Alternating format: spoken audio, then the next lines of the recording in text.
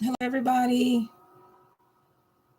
Welcome back, or welcome first timers to my new YouTube channel, where once again, some kind of way, the little thing over there is not up. So, see the laundry basket. If you look at some of my other videos in this part one series, Slavery and Racism, Healing Journey, Slavery and Racism, and everything in between, please feel free and do look at the intro video and read its description so you can understand what this series of videos is all about. I mean, we've all heard the word slavery, we've all heard the word racism, and when you read the description, all those things in between, awakening, reconciling, um, justice, and so forth. Well, video 9B is where we left off last night, and had a few extras going on. First of all, there was a lot of buffering and pauses and whatnot, and I just fought my way through it because not only is the series important, I'm very passionate about it. I'm a very passionate person, and I figured it was a holiday and a lot of people, a lot of internet traffic because of the holiday, and a lot of internet traffic because of one of the main new videos out. We know which one that is, and the reactions and commentary and TikTok and you name it, and it's there. So I just went along with the pauses and buffering, and when I watched the replay, I was pretty satisfied that I fought through that hour and 40 minutes because I did want to say some commentary myself about the me watching the reactions of people's reaction videos to WAP, and some things that I had to say about that. And the little special, or I don't know how special it was to you guys, but the extra that I had at the very end with regards to an example that I gave that was very personal from myself. It was a visual that I did. So the only way you're going to know what that was is if you go to video 9B. And if you really want to just only see the shockaroo at the end, well, fast forward to the end. You know, this is a serious series. I'm a serious person, born a goof, but still a serious person. But even if I weren't, I would be more serious than not about this series because we have a lot of serious problems going on, as it were. And unfortunately, a lot of it has to do with racism and systemic racism and problems that stem from those things which stem from slavery. And I feel the need personally to heal. I've watched many other personal and documentary YouTube videos and streams and whatever about people wanting to heal, or what are we going to do, or how are we going to fix this. And of course there have been protests, and those courageous people, not looters and shooters and cutter uppers, but really, really courageous people to get out and protest things that not only they feel are wrong, but things that are wrong. So that's what this series is about. And anybody joining because you came here with regards only, and you're finding out slavery, that's not what I came for. To find out what it is that I commented on the WAP video, then thank you for coming. First of all, thank you for being here. God bless you. Yes, I'm a Christian person. I'm not a preacher. We're not going to have Bible study and all of that. Had a little bit last night, but go feel free. I can't stop you to just fast forward on to about that last, right around, I don't know, 30, 35 to 40 minutes. And that WAP part commentary is in that. And if that's all you came to see, thank you for coming to hear what that was. There's so many comments and opinions and reactions, and it looked like it's just gonna go on to the end of time. We're gonna keep freezing up the computer. Hopefully that won't happen that much tonight, because it normally doesn't.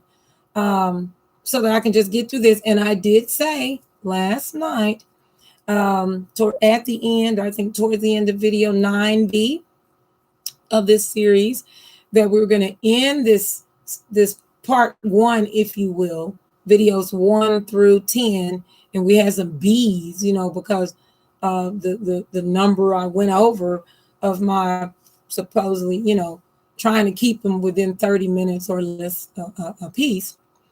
And we'll just slip right on into part 2 ASAP, because like I said, we got to stay on. This is a journey. Healing takes time. Knowledge is powerful. Knowledge is power. Communication is key. Healing is needed. Healing is necessary. Grieving is necessary. So all of this stuff is not slickety poo, quickety poo. And if it is, tell me. Somebody give me the ingredient of snap, you're healed. Oh, it's all better. Really? I can't tell. But I'm grateful for the things that are better. I'm grateful I am not experiencing directly what a lot of our ancestors experienced, as it were, as those centuries and decades went on and onward on to now, and how things have changed in a lot of ways. And in a lot of ways they haven't. Things have gone in disguise. They're in different forms, underground, more, I guess it's covert than overt, sneaky and whatever. So it's not like it's, well, slavery and racism and civil rights, that was back then, lady. You need to come on up with the now. Well, check out any documentaries and archival records and museums online about African American history, African slavery history, books on YouTube, what have you. Any of these videos where I've studied and tried to put a lot of this information together in a chronological timeline from my own personal presentation here at home. I mean, obviously, I don't see the laundry basket, and in my own little down home way, the little eye rolling and whatever, giving my own real. I'm not an actress. Giving my own real expressions to things that even I am learning. I didn't know. What? And so to keep priorities in order, I understand that there is a lot of interest and commentary with regards to the WAP video and what should be COVID-19 and the people recovering from illness or trying to avoid it, and how are the kids and college students doing with that whole thing, and the teachers and jobs and essential workers and workers that just had to go back to work because they were just at a loss.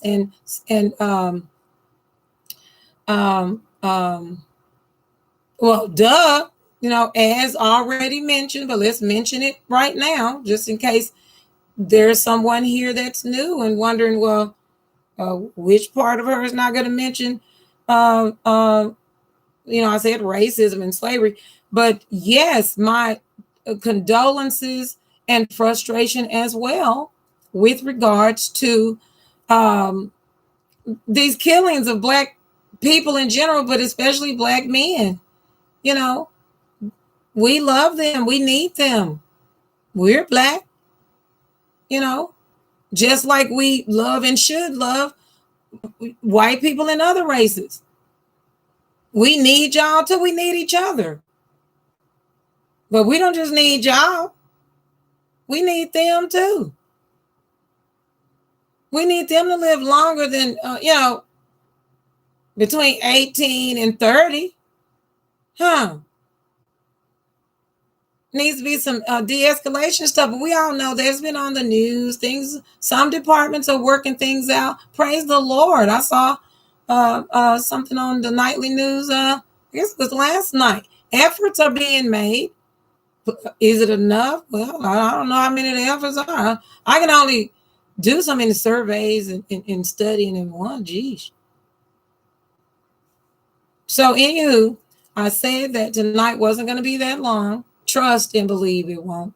But, oh, yes, and again, my condolences to the lost bodies, lives, and souls of Black men and people, Breonna, that have been killed unjustly. And it's just on and on and on. All this civil unrest, where the right to protest and protest gets skewed with some bad actors or self-control scenarios, whether it's either side, and then kaboom, there you go, the hot mess. Just praying on all of that, just praying on everything, and thankful to God for another day. I am. I can't tell y'all to be thankful for what you got and thankful for another day, but I am. So I said that number 10 was going to be number 9 and 9B, since they were both pretty long, were doozy woozies. Okay. But number 10, ooh, y'all finna find out what it is. If it's a doozy woozy. But I'm not finna find nothing out until I put these glasses on. Well, let's see. This is something.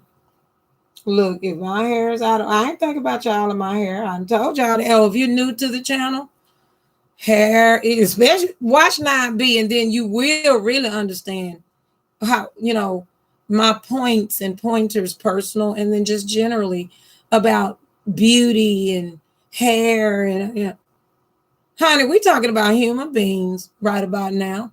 More so, this is not a hair tutorial about, my hair and nobody else's.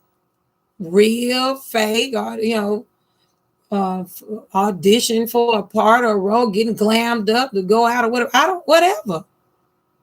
This is about slavery and racism, everything in between, negative stuff, hundreds of years, hurt and pain, sorrow, bad feelings, bad vibes, discomfort amongst the races, people that are friends with one another amongst the races, that share church pews together and hug and love each other amongst the races, and other people that's like, oh, stay away from me. And for what? Because peoples were taken into captivity, a bondage, oppression for hundreds of years, and used as slaves of a different culture and skin hues at this point. That's the, but let somebody go on television and become famous for whatever, who knows what it is. It's the greatest thing since sliced bread. It don't matter, black, white, whoever. Really? How hypocritical. So let's just get on with video 10, the end of part 1 of this healing journey. I've done some healing because, first of all, I get my healing from the Lord to help me heal on all kinds of stuff, not just this topic, which is horrible. But I ain't all the way healed yet, and I don't expect you all to be. But I'm trying to make a courageous effort to try to do my little part. So what this is I said that I was going to, I guess you say review, read, narrate a letter that was written by a worker. It certainly wasn't written by one of the slaves now, but by a worker, or whatever you call them, the people on the ships that work on the slave ship. This is one of his letters. And I don't think it's the full letter. And even if it is, I'm fixing to give you the primary source. So you can pull this up and read this for yourself. But after I read it, y'all probably be like, oh my gosh. Maybe you don't want to read it again. But maybe you might have to read it again just to see if what you heard was right. So since I can't read and look at y'all through the live stream, whatever couple of people there's here of make show up at some point. First, let me say this is what I because I'm usually giving information that I got from studying sources, documentaries, this and this, and I give the sources. If I say that something is coming from me, I will say it's coming from me, quote, or it's coming from me, or I wrote this, I made this up. So this is what I said I was going to say first. Well, even though I did all that other stuff, but anywho, I'm talking about first for us the series, the lesson, okay? The talk, the narration. Okay. I think that maybe I can do it on my own, but I mean, no man is an island or one man. So we can't heal cultural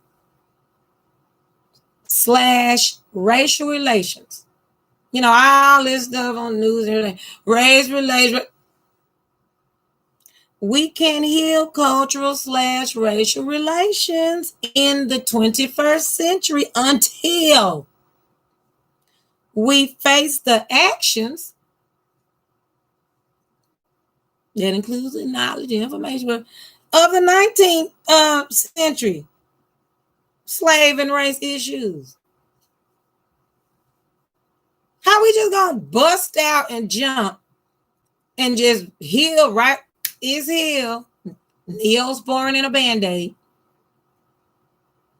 which has been kind of the case. Some Neosporin here and there, and some Band-Aids here and there, and some of it without the Neosporin. Thank goodness they came up with some Band-Aid that got Neosporin in it, or some kind of infection stuff cream. Do generic, because I buy the generic stuff. It worked the same. But ain't nothing wrong with name brand. Do you? Pandemic times and stuff. Got a penny pinch. But yeah, my little old saying, a thought, or quote, or whatever you want to call it. We can't heal cultural / racial racial relations in the 21st century until we face the actions of the 19th century slave / race issues. And we know it goes further back than that. Look at the other videos. Read books. Look at the resources and everything. It goes way back.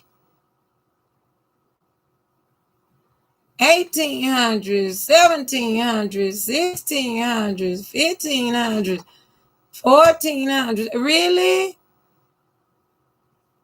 But it would be nice to get to continue the process. That's why it's called a journey. It's a road that we've been on for a long time. Can't the road get smoothed out some more without stepping on a bunch of rocks, pebbles and stuff, getting in your shoes? Anyway, that's my little sense. So let me get on to this. Because next thing you know, I'll be looking at that clock and see, look at me. I said I wasn't going to take long and be out extra tonight. Look at the other videos to find out my personality, my way of presenting things. I'm down home and stuff. And I use my little lingo, my little comfy little dialect sometime or whatever, say my little words, but then I straighten up and explain, what I meant, to those that may not understand, what I meant, or my head rocking or eyes bucking or whatever. Okay.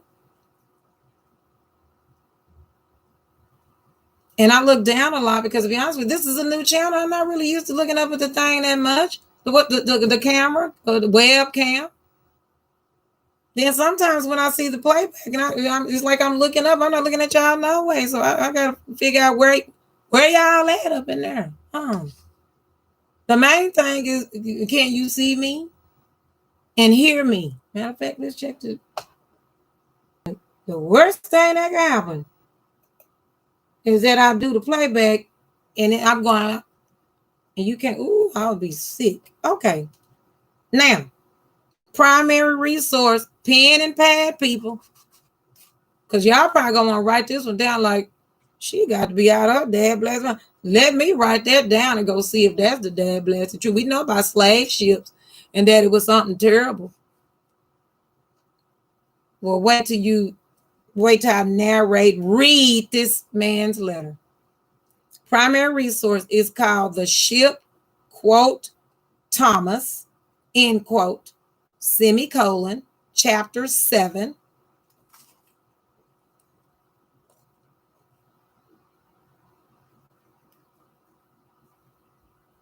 I was going to say, okay, phone, don't show out. Read it from the phone. Chapter 7 of Liverpool and Slavery by, quote, a genuine, with the emphasis mark around this first name, Dickey, Dicky, Sam, Sam, and then 3 quotes, end quote with 3 things. That must have been something from back then. Parenthesis 1884. The primary resource is not me. Okay, I'm just reading and narrating, reviewing and studying, chatting.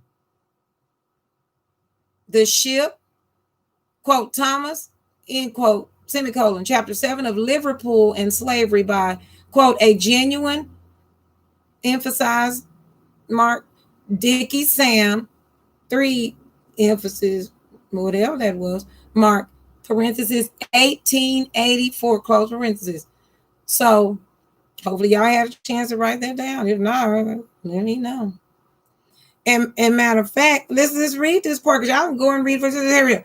In chapter 7 of Liverpool and Slavery, 1884, comma, the writer known only as, quote, Dickey Sam, end quote, describes the middle passage. And I know a lot of us have heard of the middle passage, the boats and slaves and cramped up.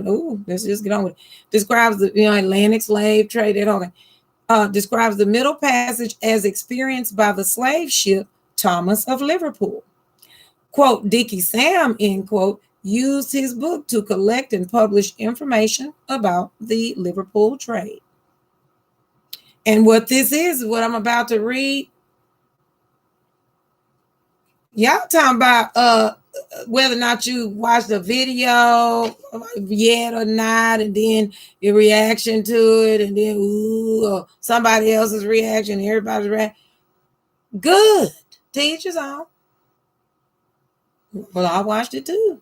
We all got reactions, opinions, isn't it? But let's see what the reaction gonna be to this. Let's just see. Because if these subjects, slavery, racism, systemic racism, injustice, and poverty across the board of peoples, including white people, just everybody that's impoverished and whatnot, hurting and opportunities, what we the whole whatever is negative, homeless and who not, whatnot. And if you're a Christian or whatever religion you believe in, praise the Lord if it's something good. then it would be great if Christianity, Jesus, the Lord God, could get this much attention. He might go on and answer a lot of our prayers about these situations we're in. Huh? Who would have thought? Maybe. Anyway, if you watch the other videos, like I said, I might seem a little momish, fussy, lectury, preachy, or whatever. I'm not trying to preach to nobody. I ain't no patron saint. Or at least I hadn't been, I've tried to live as decent a life as I can. Child, it's hard out here. So, you go back and look at them other videos, because I'm not going to pull it back out. But I have referenced Matthew chapter 7 a lot about judgment. Be careful about that judgment thing. And we all know what sin is and this and that. Who's sin free? Who? So anyway, let's get back to this. What time is it? 26? Okay. Well, boom. Transcription from original. Transcription from original.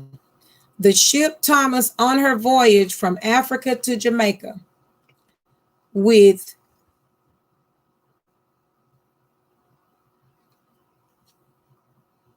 just a moment. Lord, see, you try to have this stuff, just everything all set up and dress and everything,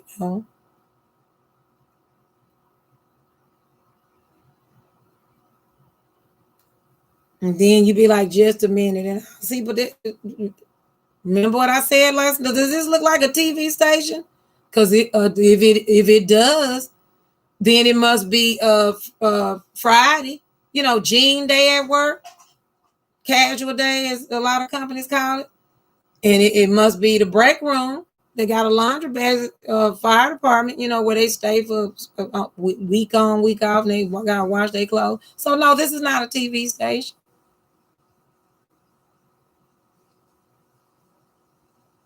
Anyway, it sounds like I'm fussing, kind of. And I kind of, it's a little bit,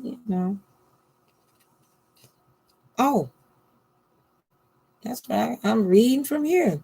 Let me close my book where I've been, having notes and stuff. I'm so used to looking at it. I'm trying to figure out where's the information. It's on my phone. Okay. This is a transcription from the original. The ship, quote, Thomas, end quote, on her voyage from Africa to Jamaica with 630 slaves. Their treatment, grub for sharks, arrival at Kingston, Jamaica, prices of slaves, and her return home, pleasant settlements, the profits of the voyage, and Captain Bully Roberts retires without bullying, period. The good ship, quote, Thomas, end quote, got her cargo of slaves, all safely packed in the hold, and started on their passage from Africa to the West Indies. Warning, disclaimer, this narration is going to be tough. And if you're tougher than it, then God help.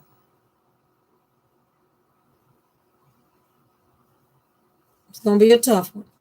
And I don't want to keep interrupting the narration, so I'm just telling you now, warning, disclaimer, not for kids, unless that's, teenagers, when not parents, do your duty.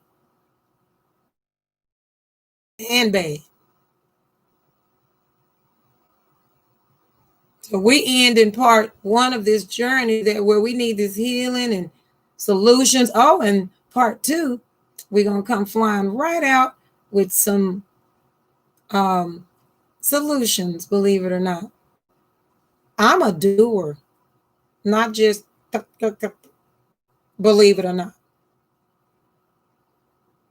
creative, idea driven. We talk to the cows, come on. What that's gonna do? So without further ado, if I don't get, Lord willing, I don't get interrupted by nobody, I'm gonna try to read straight through this. If I cry, I don't want to make nobody cry and stuff. But this is, well, they got a live in Memorex live stream. But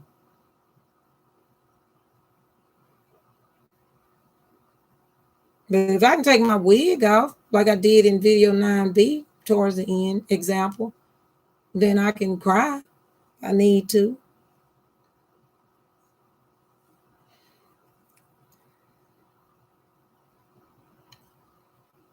The good ship, The good ship Thomas got her cargo of slaves all safely packed in the hold and started on their passage from Africa to the West Indies. I will here endeavor, and very feebly, for where is the pen or the tongue that can describe the miseries they underwent? However, we will make the attempt to recapitulate their cruel treatment by their masters. And it doesn't say what page that starts out at, but it goes right to page 34.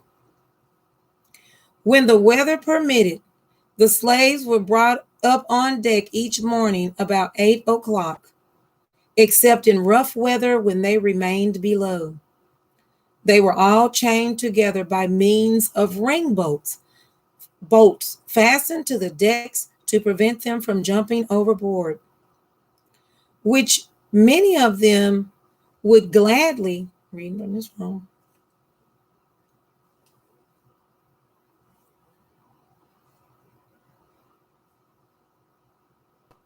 I don't know if y'all can see that.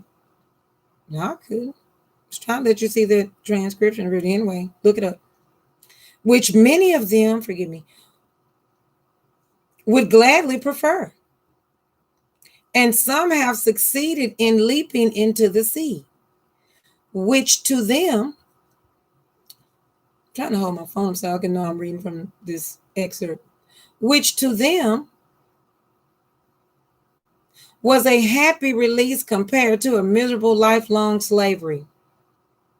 Their meals were composed of raw yams and horse beans, which was served out twice daily with half a pint of water after each meal.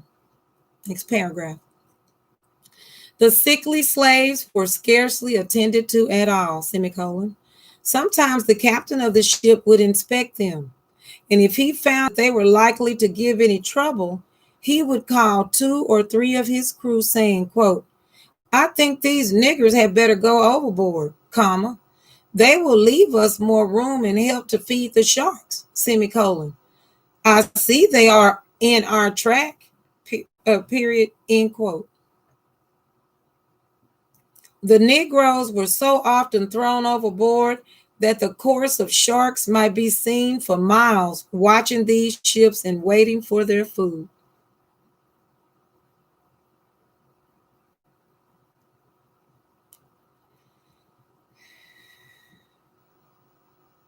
Next paragraph.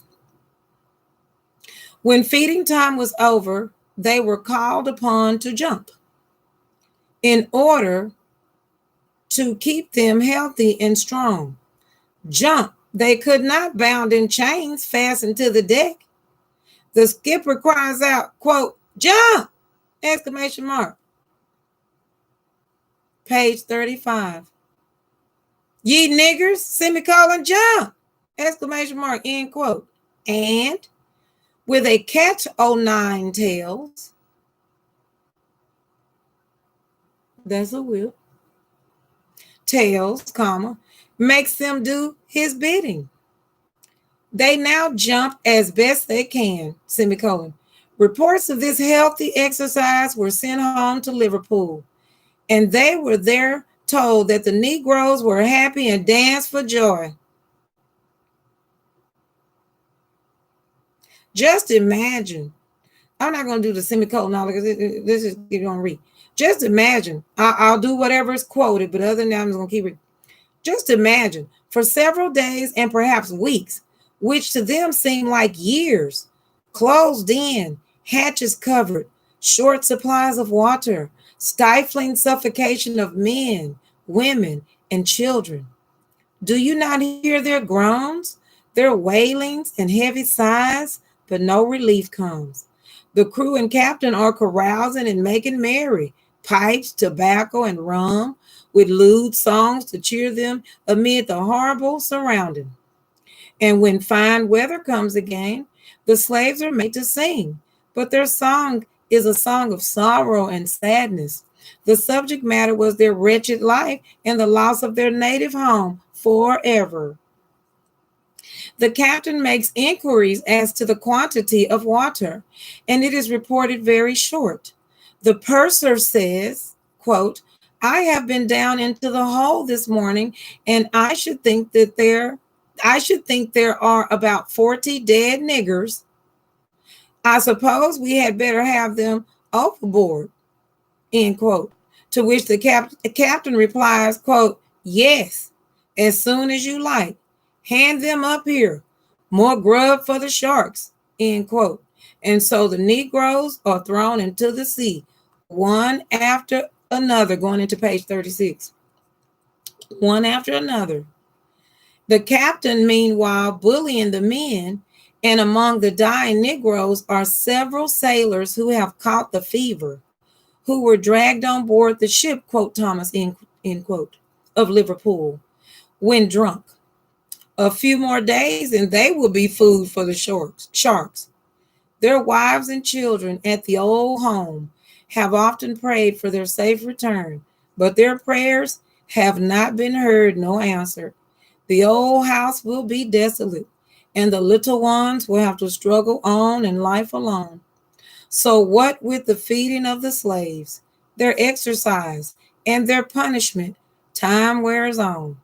The captain bullies the men torture the slaves' hearts are breaking with despair. Many more are dead, their bodies thrown into the sea, more food for the sharks.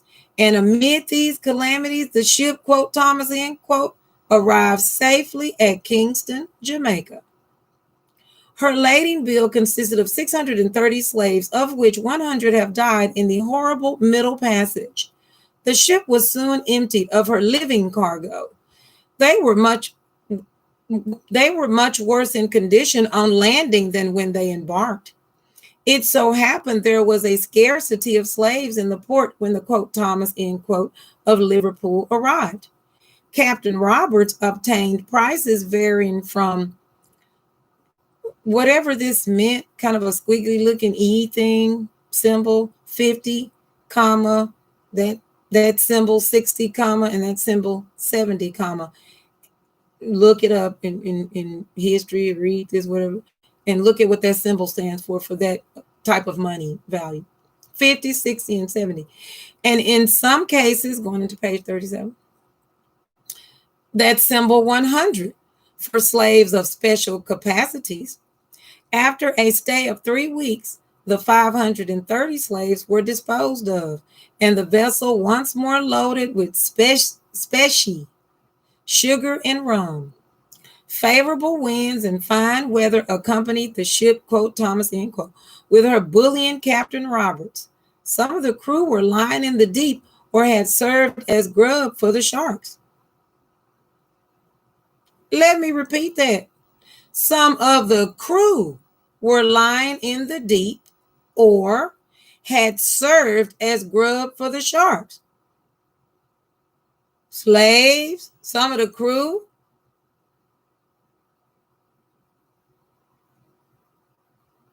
See what bullying, really? Some of the crew were lying in the deep or had served as grub for the sharks. But these things are of little moment to the anxious owners of the well-laden ship. She might have been seen rushing through the waters like a thing of life. A few days more and the English coast is sighted. The crew and the captain are in good spirits, nearer and nearer. She makes good headway. Now she enters the port of Liverpool. A few hours later, and she is safely docked in the same berth which she left 12 months ago. 12 months. What an eventful voyage it had been first. It had been first with her cargo of trumpery trinkets, pistols, muskets, gunpowder, cutlasses, and such like. These bartered for living beings. Villages set on fire. Wars made between unoffending people. Wars made between unoffending people. Men stealers prowling about the country. 1,000 subterfuges resorted to in order to kidnap the poor Negroes. Women torn from their suckling infants, sons and daughters from fathers and mothers, and humanity outraged in the name of religion. Page 38. Once more, the well-known merchants enter the office of Thomas Clark to settle the accounts of the good ship, quote, Thomas, end quote. Mr. James takes the chair, as he often done before, to wind up pleasant and lucrative settlements in his own line of business.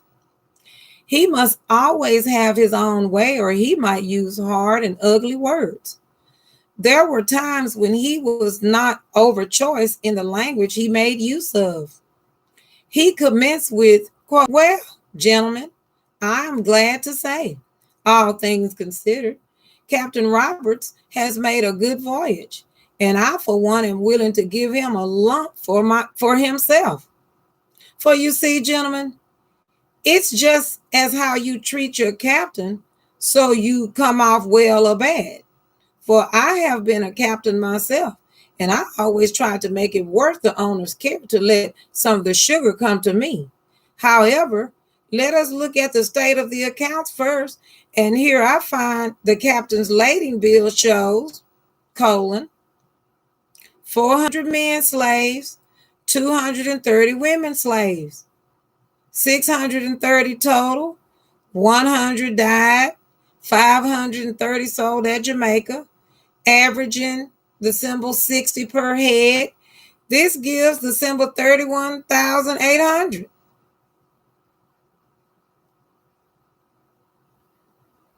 Going into page 39. The rum and sugar is all well sold. After paying our bills, there is a clear profit of symbol 24,000 on the 12 months voyage. All I say is God be praised.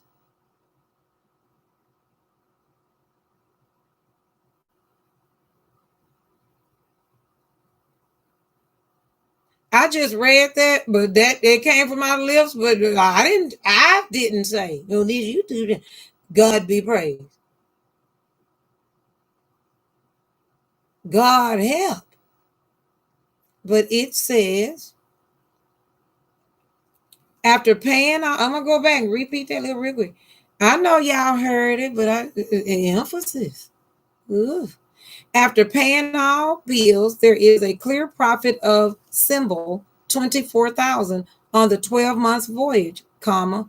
All I say is God be praised, period.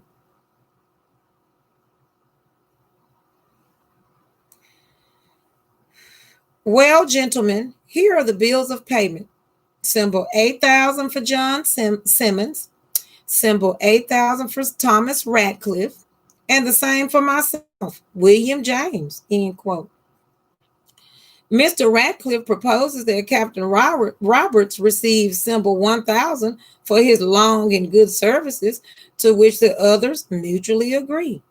The captain thankfully accepts the symbol 1,000 and, without any bullying on this occasion, gladly retires from the sea.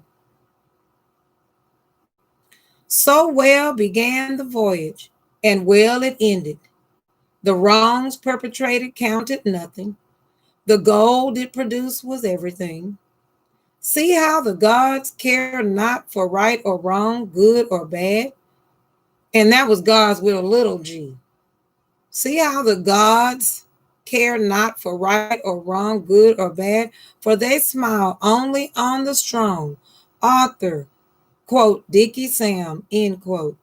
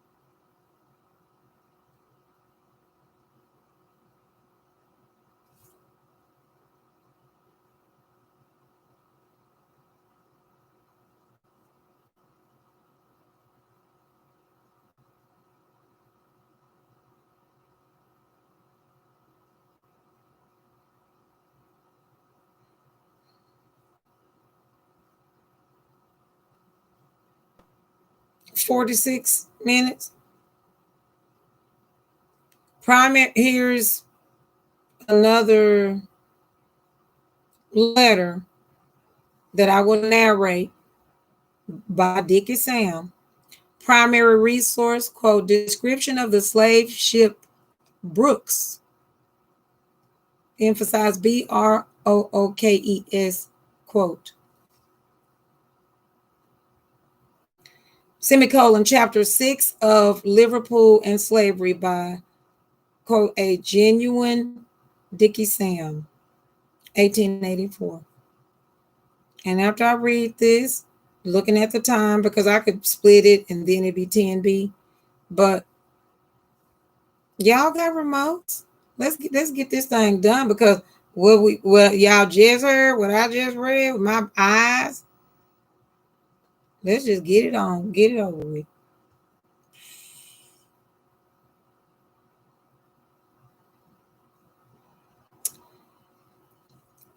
In chapter 6 of Liverpool and Slavery, 1884, and I'm not trying to sound all, prim and proper like this is nothing. I'm trying to hold it together here.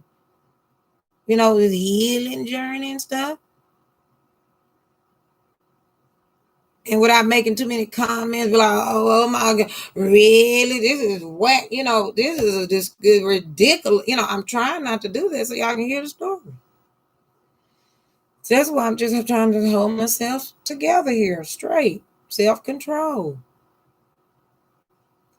In chapter 6 of Liverpool and Slavery, 1884, the writer known only as Dickie Sam describes the infamous slave ship Brooks, which was built in 1781 for the Liverpool merchant Joseph Brooks Jr.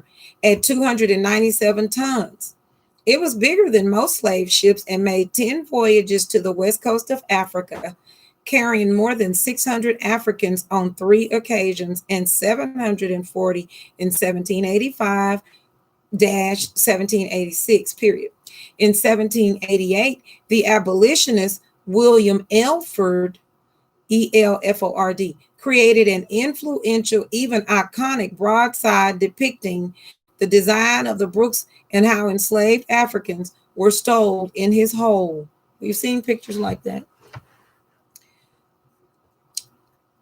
Dickie Sam, meanwhile, used his book to collect and publish information about the Liverpool trade and included an image of Elford's broadside. Transcription original, description of the slave ship, quote, Brooks, end quote. Stowing of the slaves by Baron Montesquieu, Baron, Baron, 1R, Montesquieu, Montesquieu. In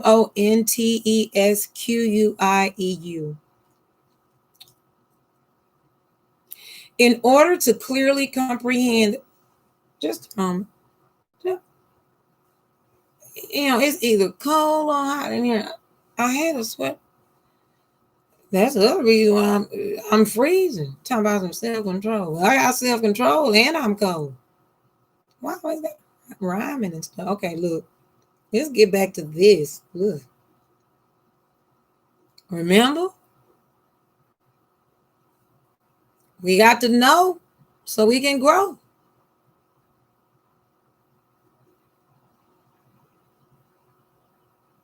It got to be revealed so we can hear. We've seen movies and stuff, but anyways, some of that stuff get thrown in there. In this documentary, books all over the place. It's 500. So we can't read all and look at all this stuff in a lifetime. But I know we need to be doing something better than what's happening.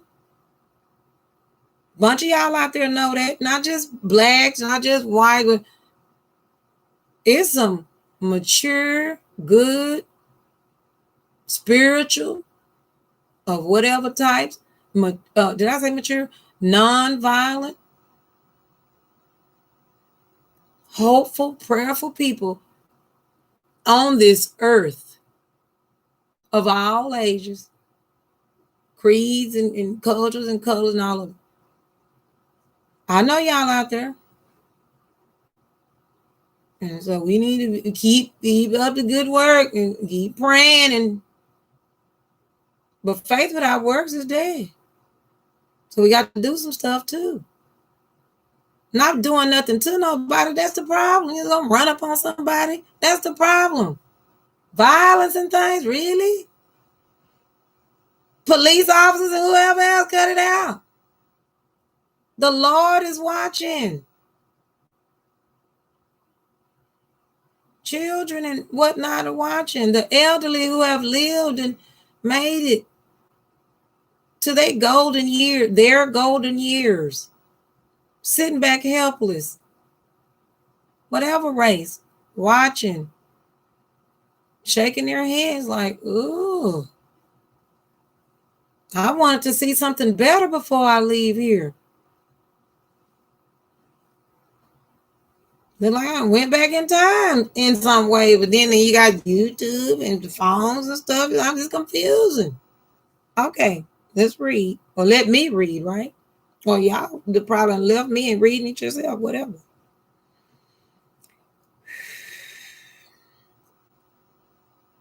In order to clearly comprehend the method of stowing the slaves in the hold of the ship, I here give a picture of the celebrated and successful slave ship, the Brooks of Liverpool, Captain Noble, Surgeon Thomas Trotter, M.D. This ship was employed in the trade in 1783, in which year she was lying in Liverpool with several other ships of her class. She was only legally allowed to carry 450 slaves, but it was clearly proved that on a former occasion, she had no less a number than 609 wretched slaves packed in the hold. She was only legally allowed to carry 450, but it was clearly proved that on a former occasion she had no less a number than 609 wretched slaves packed into the hold. That excerpt is before page 31. It just says here next page 31. I'll keep reading. The time is ticking.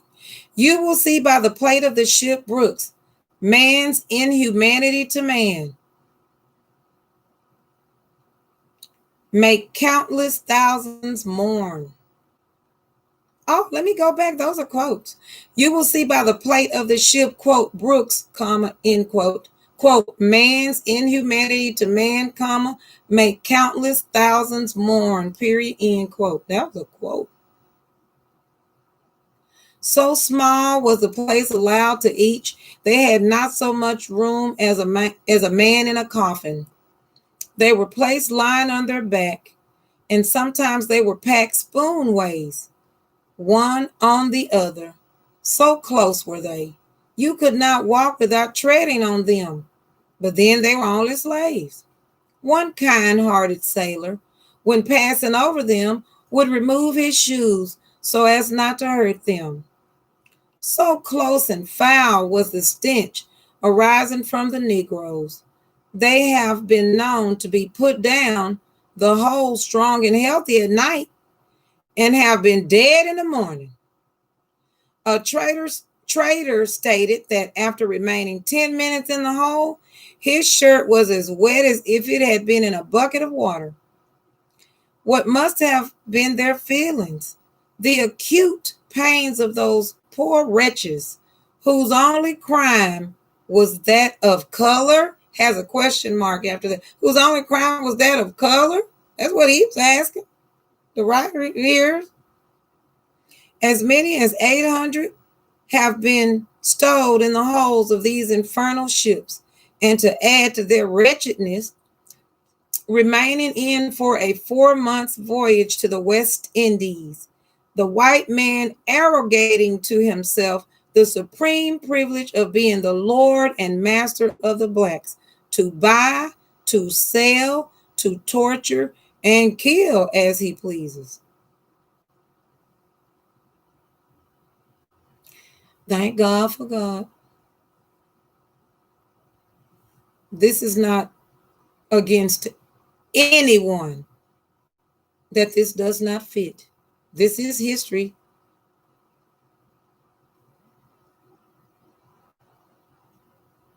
Feelings off sleeves. Shoe don't fit, don't wear it. You answer descendant or not. If you are, or if you ever find out if you didn't tell them to do it, and you have choices now.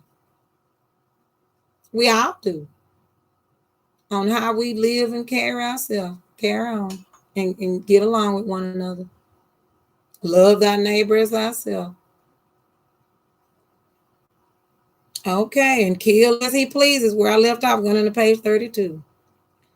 Baron Montesquieu affirmed, quote, "It is impossible to allow that the Negroes are men, because if we allow them to be men, comma, it will begin to be believed that we ourselves are not Christians, period," end quote.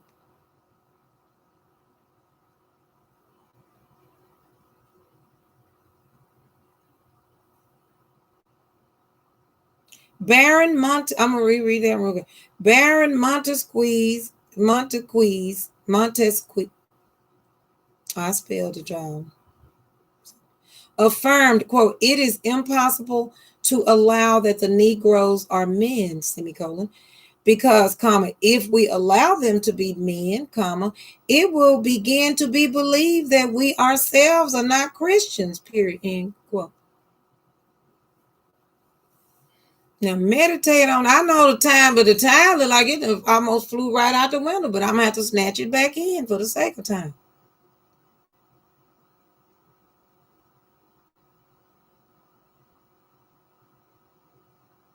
If you can't say hallelujah and whatever that means in other religions, cultures, where praises be worship, whatever. If you can't say hallelujah, it's a saying that I came up here. Say ouch. No empathy. Talk about disgust or oh my gosh, the horror of it all, disrespect, videos and stuff. Too explicit. Yes.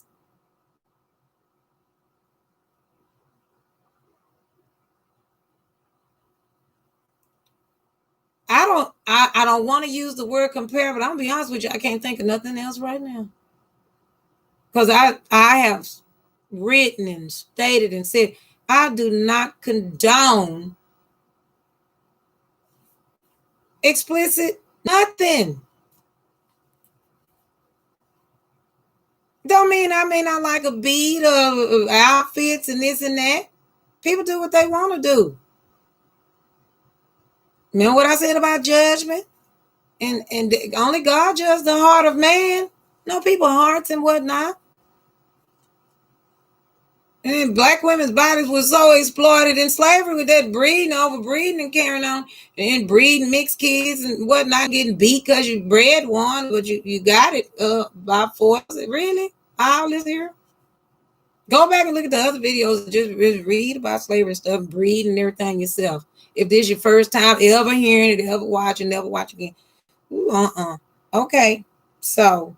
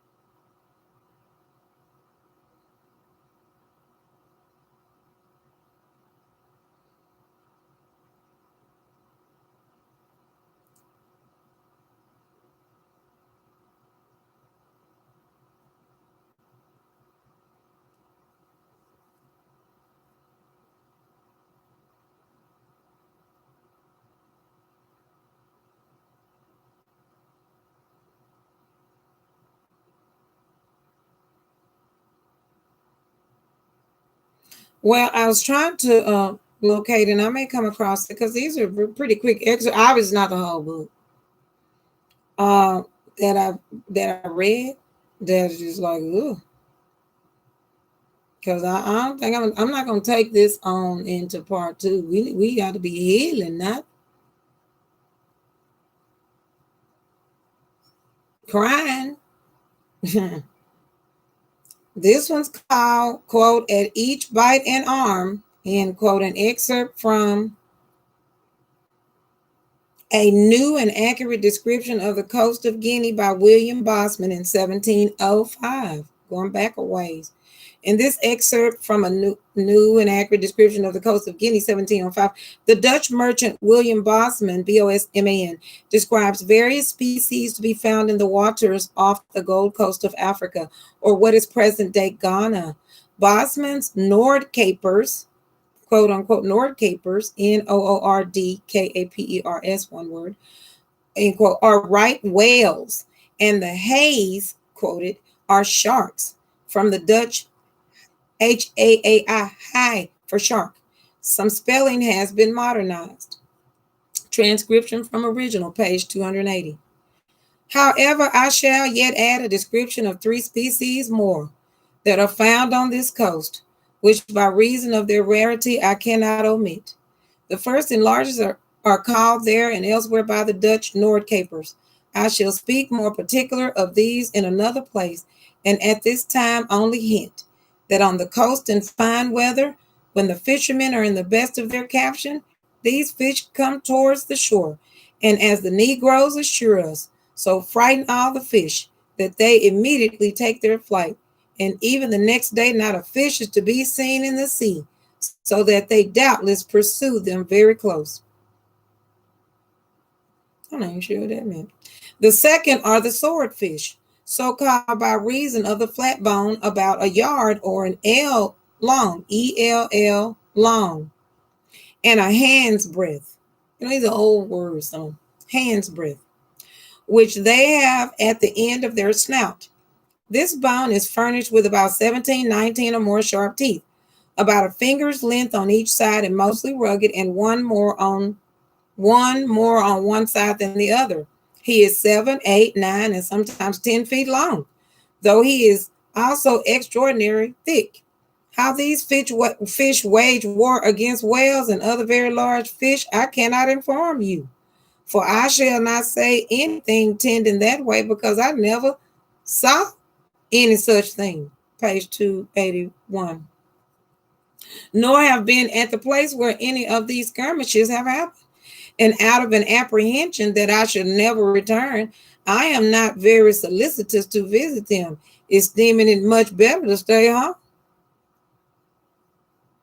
The third sort are hays and requins, Requins, by some, though utterly wrong, named sea dogs, for they are not in the least like them. They are very thick as well as very long, some of them betwixt 20 and 30 foot.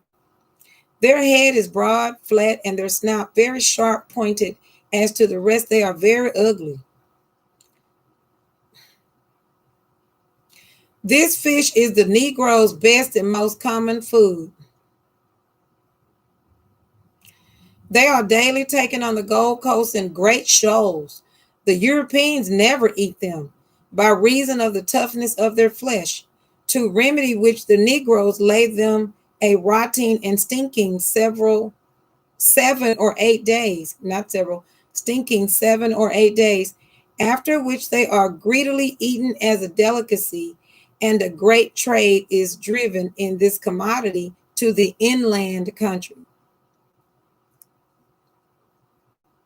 The hay doth now spawn like other fishes, nor lay eggs as the tortoise do, but cast its young in the manner of quadrupeds. Quadrupeds, like quadruplets, but quadrupeds, period. Quadrupeds, period, not pleed, peas. These fish do no manner of damage on the whole Gold Coast, but at Fida and Arta, where the slave trade is managed, they are extraordinary ravenous, and in my opinion, fiercer than the most voracious animal in the world. If any person fall overboard, he is infallibly dead, unless which very seldom happens, none of these fish are near, or he is immediately helped up. I know y'all probably wonder, what's it, a fish class? What it appears to be explaining is I'm about to get to it. That's why I'm looking just ahead. Is what was in these waters from there to yonder. So unless you were already there, getting thrown overboard alive, or even jumping, look at the type of fish they're describing from here to yonder. Ooh.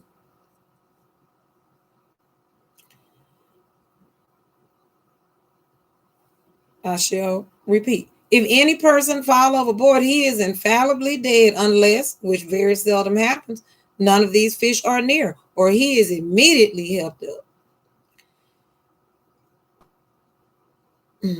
When dead slaves are thrown overboard, I have sometimes, not without horror, seen the dismal rapaciousness of these animals. 4 or 5 of them together shoot to the bottom under the ship to tear the dead corpse to pieces, and at each bite an arm, a leg, or the head is snapped. They spelled snap at the time, S-N-A-P-T, snapped off.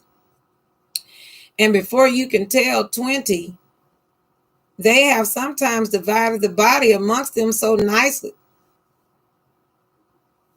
that not the least particle is left, nay, not so much as any of the entrails. And if any one of them happen to come too late for his share, he is ready to eat up the others, and they attack one another with the greatest violence in the world. And mounting, well, I don't know if the fish just had the greatest violence in the world. And anybody is too violent now. Let's get back to this horrible story. The slave ship letters. Greatest violence in the world, and mounting their heads and half their bodies above the surface of the water, they give one another such forcible blows that they make the sea around to tremble. When the hay seizes his prey, he is obliged to turn himself on his back, because his mouth is placed far behind and low, wherefore he cannot come at anything upwards. When we sometimes take one of these fish and haul him on board with a rope, we are always obliged to keep at a distance, for besides his sharp teeth, he strikes with his tail, which is prodigious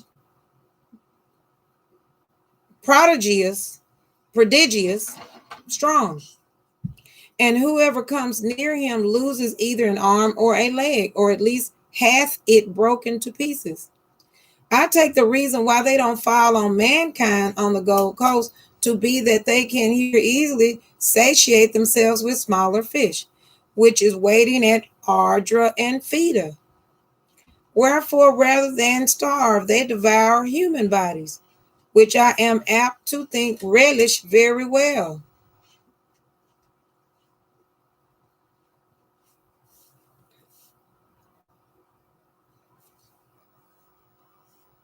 Since when our ships depart from those places, they sometimes follow them for 3 weeks or a month, waiting for more slaves to be thrown overboard.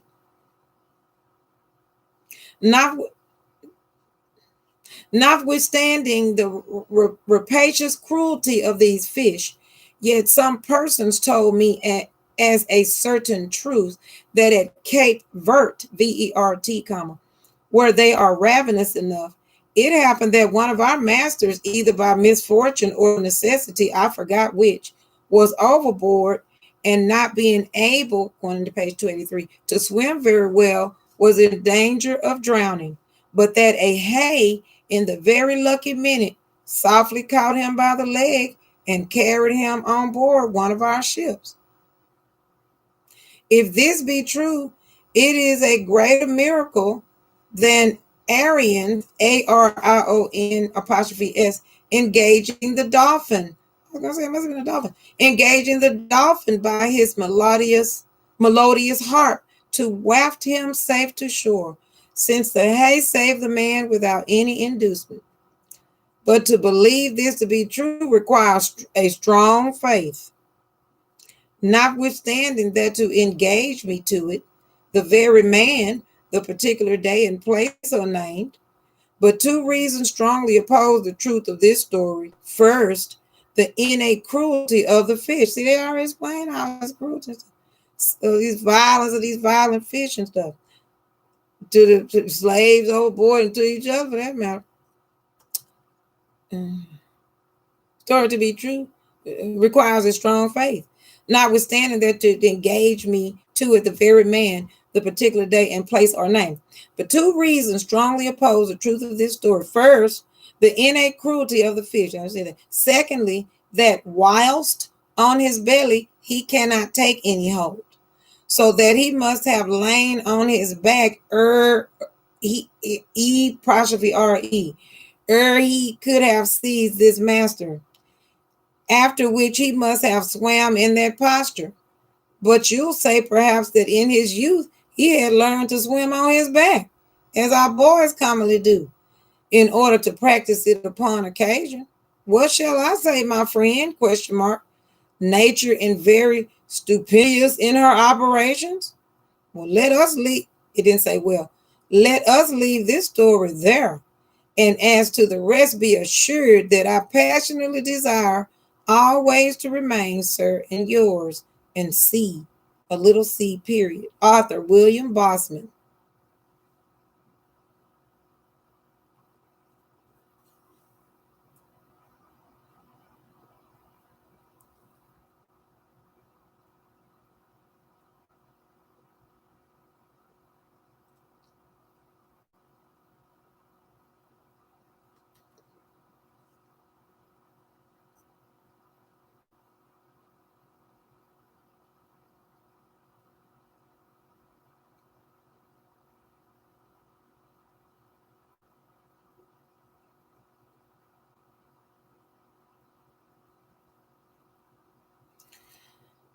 I read this before,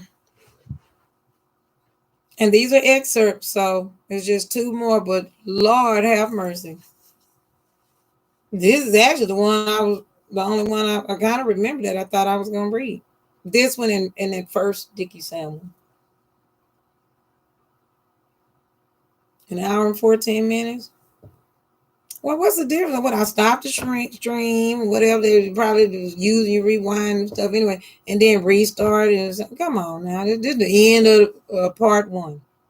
So let's get these two last excerpt of these original letters of people working on the slave ships out the way, and the end of part one. Slavery and racism and everything in between. Go look at the introduction description and read it, please. A healing journey. If anybody don't think there's some healing needed after this,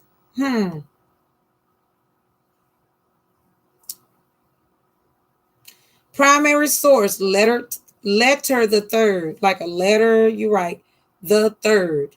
An excerpt from observations on a Guinea voyage, Guinea, Africa, Guinea, y'all know Guinea, voyage, in a series of letters addressed to the Reverend Thomas Clarkson by James Field Stanfield. And this is what I really, really, really wanted to read. Is 1788. He wrote these letters to a Reverend Thomas Clarkson, and this guy's name, not no just Dickie Sam person, no, by James Field Stanfield, Stanfield, in 1788. Look that up. Fact check, all of it. In this excerpt from Observations on a Guinea Voyage, in a series of letters addressed to the Reverend Thomas Clarkson in 1788, published in London by the Society for Effecting the Abolition of the Slave Trade. Well, praise the Lord. The former slave ship sailor James Field Stanfield explains why the trade was so difficult and deadly for men like him. Some spelling has been modernized. I was gonna say so daily for the slaves. He said this for men like him. So remember that earlier about the bullying captain of crew? Slaves, crew got bullied, and here we go. This former slave ship sailor. Uh, so abolition of the slave trade, obviously, was for people against the trading and selling and capturing and working and killing and whatever of African peoples. But also because it was too difficult and deadly for the crew.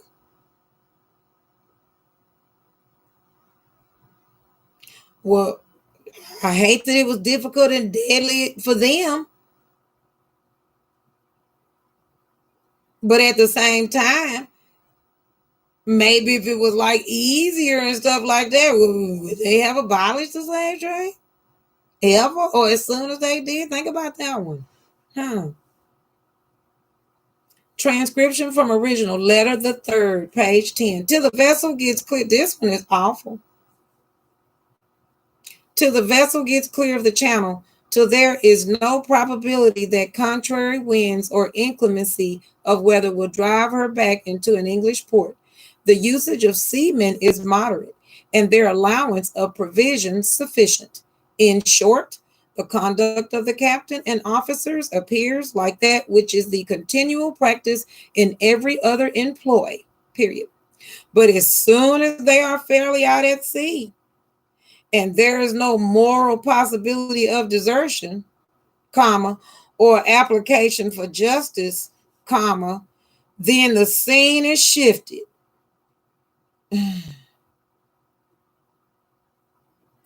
Their ratio of provisions is shortened to the very verge of famine.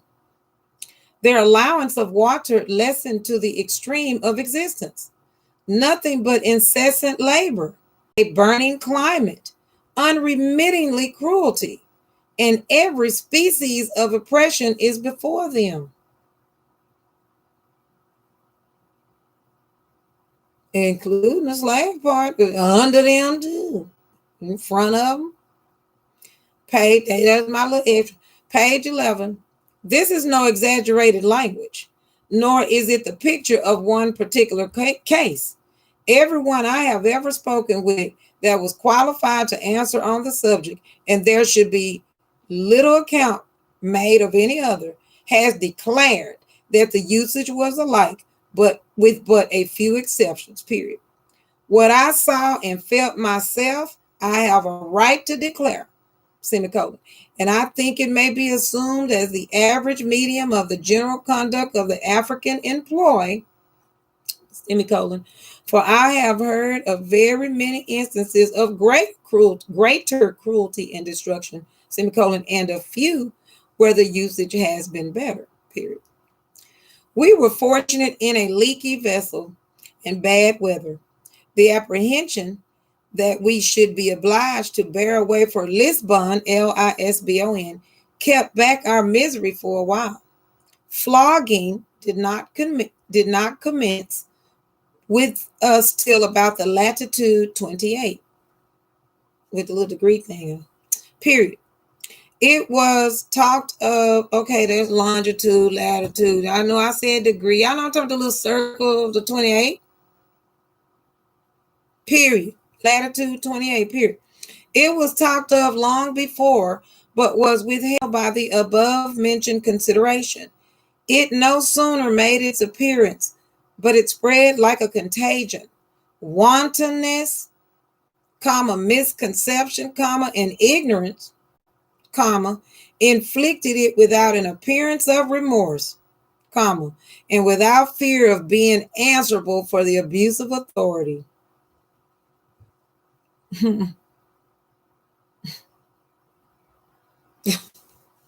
How ironic. That's personal for me. Go back to one of them a couple videos that's not with the series, but is on this channel.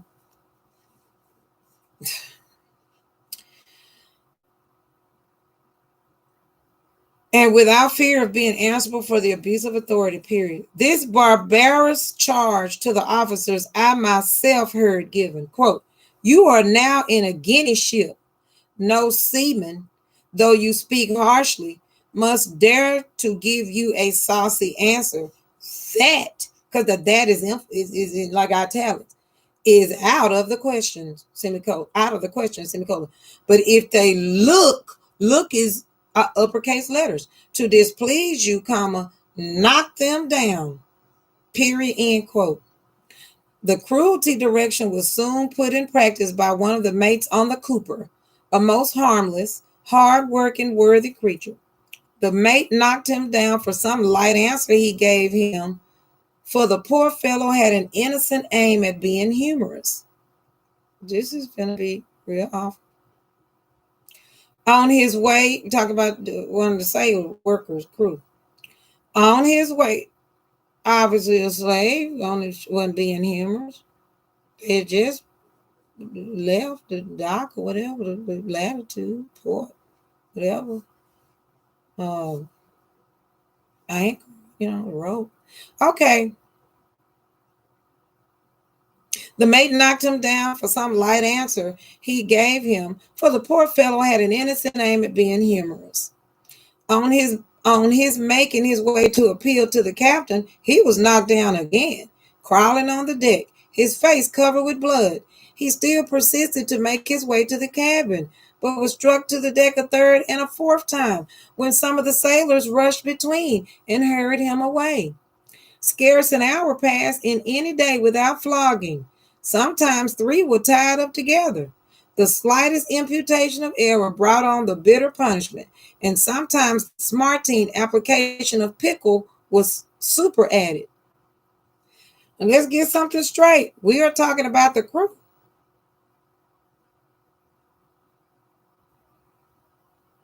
We read some examples, and we've heard and seen documents about the slaves on the slave ship. We're going to get to some more.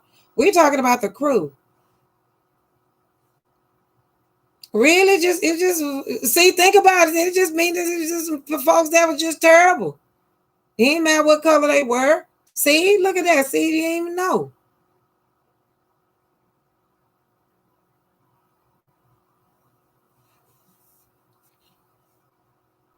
If that's how the crew is being treated, well, no wonder the slaves was just a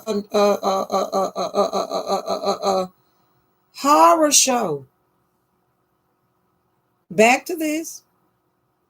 And when I'm reading hurried him away. Oh, okay. The next paragraph I'd already read. Scarce an hour passed in any day without flogging.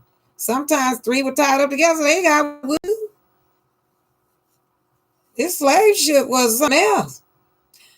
The slightest imputation of error brought on the bitter punishment, and sometimes the smartine application of pickle was superadded. Well, I guess pickles, vinegar, we'll see, I guess. I do not know exactly remember, and that's exactly how it's right. Maybe the way sentences were put back then. I do not know. At first, I know it was £5 per week served out every Sunday, the only circumstance that distinguished the Sabbath through the whole voyage.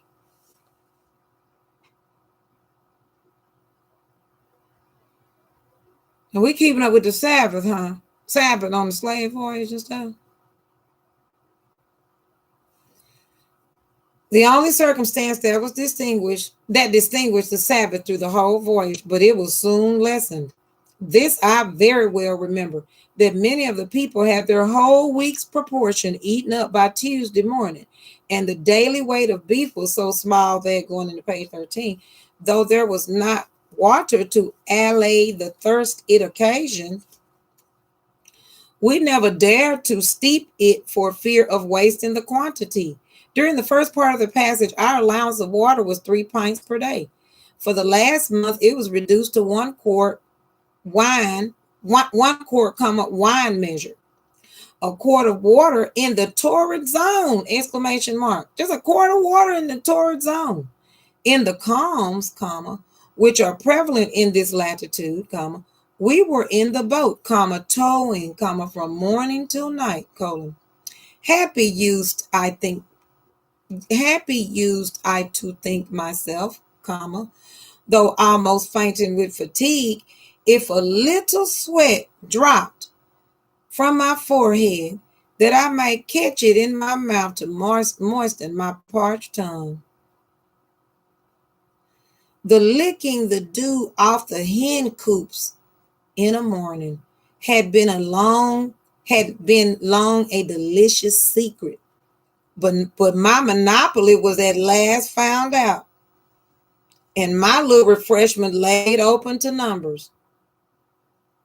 So his little stash, but he's called it a monopoly on dew from the hen coops and catching some sweat.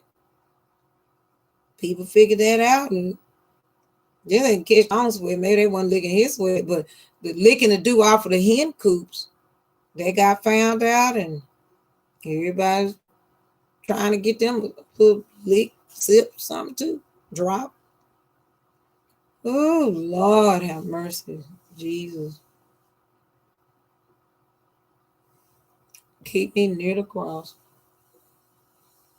There's a precious fountain, free to those a healing stream that flows from Calvary's mountain. Near the cross I watch and wait, hoping, trusting ever, until I reach the pearly gates just beyond the river. I had to say that, just kind of by memory. Look at the scripture, it may have been a little off. Because I used to hear people saying it at church stuff when I was coming up younger all the time. And I finally kind of remember then it's a song, a hymn. Jesus, y'all know it. I had to call on the Lord just then, extra. And if any of y'all out there had to too, were two or more gathered, what? We not gathered in my room. Okay, so I see magically the little thing, my husband put the little thing up. Now you can't see the laundry basket and stuff in the TV.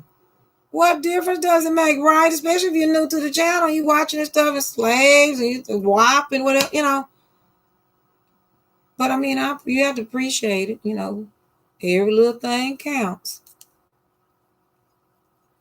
Like y'all just can't rewind back and then see the basket and thing fell down. Okay, but anyway. We had to call on the Lord. And please stay, Lord, with us. If it's one person out there, Jesus is in our midst. Now, if it's no one, then Jesus be with me.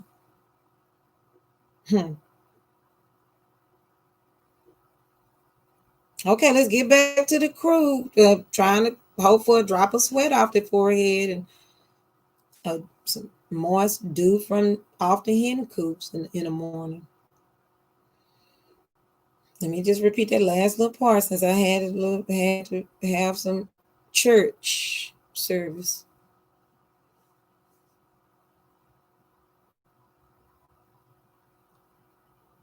Have a little talk with you. Y'all about to make me. I'm not y'all, but I'm just saying I'm trying my best. You see what I'm saying? I'm trying to be composed and it's cold. This stuff is something else, ain't it? But see, we learning a lot of stereotypes and misnomers and conspiracy theories and foolishness and hatred and who shot John and who did what and what. Now we finding out more of what was what and who actually shot John. So maybe we can act better and look at each other like, well, we was all messed up in one way or the other. The people who did it was messed up and then trying to, justify and hide, trying wondering about their Christianity. That was thrown. Look at some of my other videos to find out what throwed means. It don't mean good. Throw means messed up road. Yeah. And then the crewman, this is the crewman there. It's throw. Then we noticed later there was extra throw. Then Jim slavery, Jim Crow, right? Some lynchings, whatever, civil rights, killings and police brutality. Amongst good police and good police families have to sit up and deal with this foolishness. Because of bad cops. But see, now you got all that, what do you call it? The code of blue of secrecy and all. Now you got to report folk. You're like, you ain't gonna get me fired and get me stereotypes and stuff. This is my career. I'm a good police officer. Shaming me and my family and stuff. And I've been doing this for the 90s, chasing people and whatnot. And so I ain't did all this kind of stuff. Ooh, let me get back to this. Lord help us all. And who all this stuff going on? When I watch the nightly news on fires in California, COVID-19, what's going on there with the protest / unrest / all of that. If they was listening to this, they would be like, halt. Sound like we got our priorities all over the place. Because we need to be learning some stuff so we can get our thoughts straight on who is and ain't your enemy. Like thinking of, there's a whole bunch of people really not thinking about folks like that. To be like not liking you, hating you, want you dead. What it's people going about their daily lives every day, just being human beings, but they ain't studying all that. I'm one of them. Was this disclaimer statement quote from me? I'm not thinking about none of you people out there in this country, in the world, to the point where I have to be hyper focused on what you doing and not doing, what race you are, what you who you voting for, who you like, who you don't like, racist, not racist, half racist, sort of racist, don't know if he racist, this and that. Really? I am so busy. Why you think my hair is still pretty much in the same shape? Do it look like I got a lot of free time? Yeah, I got to kind of like split and sit on that side. Look at the other videos, you'll see. But you see a little spot of gray up there, it's same style. Do I sound kind of country, sounding like a southern kind of like? I'm going to say because I am. But when I was reading, wasn't I properly enunciating? Other than, the back in the day, English language words with separate and stuff that you have to pronounce. Just like when you're reading the Bible, that is it, and, sometimes it's, especially the Old Testament, it can get a little, older words. Let's get back to this because, oh my God. See, I said it is the end of part 1. So these, let me finish the excerpt. It's not the whole book, whole thing. Well, these are letters, right? This ain't 100,000 letters. Because looking at that clock, either I'm going to get quite a few people to view parts of this at some point, or folks going to be like, you know what, our video is entirely too long. But if y'all just check some of it out, you see what I'm talking about. You got the sources. This is horrible, some stuff. Go check it out. Go tell somebody else. Whether you subscribe, ring bells, and up, down, thumbs, whatever, really. This stuff is serious, real. Not for play, not jokey joke. Not videos that's for entertainment or for cute babies, left geeky, and cute cats and cute dogs. Ain't nothing cute but none of this. And I know everybody don't agree. My little extra little comments, my little emotions and stuff. Everybody don't have to accept that and agree with that. I already knew that day one when I caught myself doing this. Really? Think everybody gonna like me or agree with me? No, with the whatever it is I'm doing. Don't even like the name of the channel, the background, or my earrings, or my glasses, the chair, whatever. Can't please everybody. You cannot please everybody. It don't work. Now, let's get back to this real. Ooh, Lord have mercy. So we know about the parched tongues. They was thirsty. These men working on the slave ship. It was terrible. So, but I mean, the last end. My monopoly was at last found out, and my little refreshment laid open to the numbers.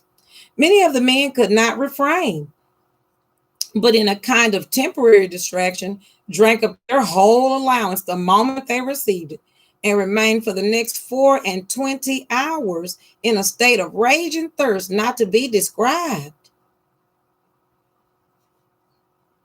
The doctor declared that this want of water in such a climate and living entirely on salt provisions must lead to the most fatal consequences.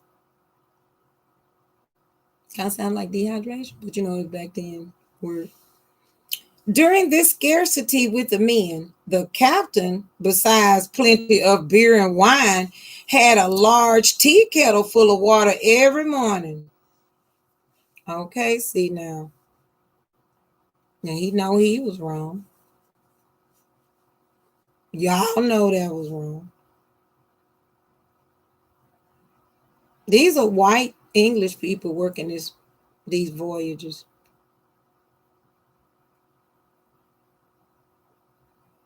Being mistreated and thirsty and licking their own sweat.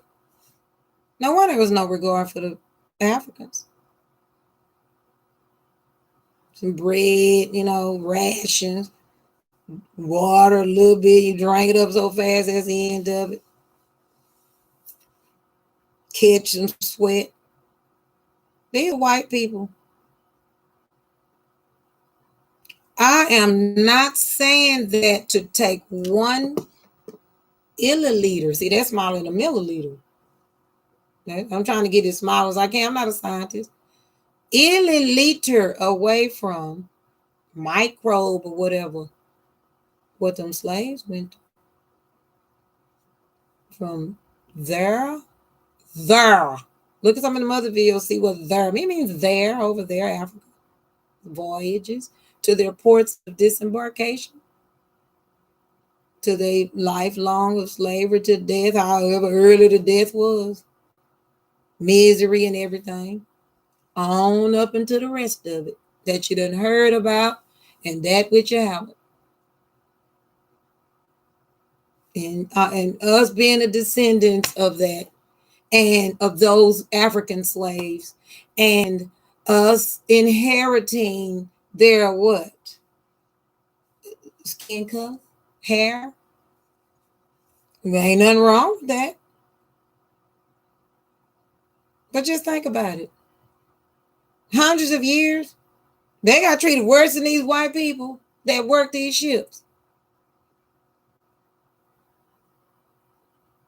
Think about what did we really inherit from our ancestors that were slaves? Descendants around the world. What do we inherit?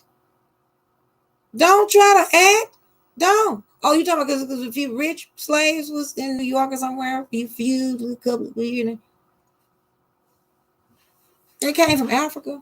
That was their home. That's where they should have been. If they was a tourist or something.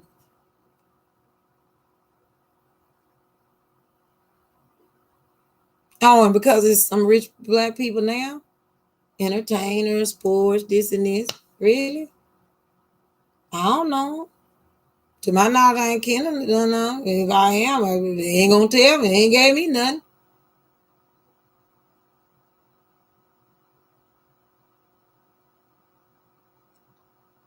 Baby, they still black. So you can have so much money where you kind of sort of look green, maybe.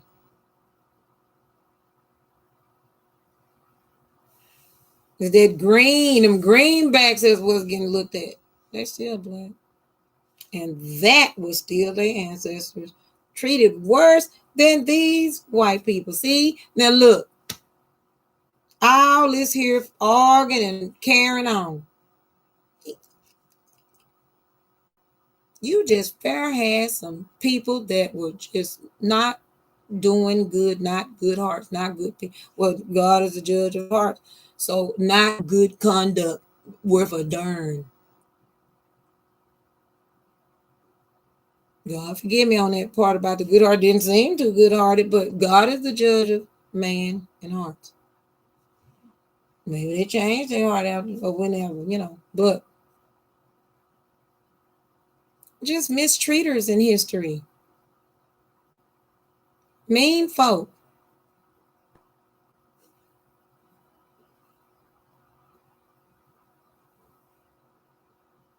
Mistreaters. Let me finish this thing. Shoot. I don't even care what time it is. I mean, I do, but ooh, this is just, I told y'all number 10. You thought 9 was something, taking off the wig and talking about, give my little whack commentary at the end and this and that and whatever. I told y'all number 10, the end of part 1, our healing journey that we showed need some healing. I said, if you thought number 9, so y'all thought I was just trying to get people to come watch. I said number 10 was going to be something another else, and it is. Let's go and finish. Scoop. I'm still thinking about the slaves that's at the bottom. And these people is at the top getting thrown off. Shoot, ridiculous. Okay.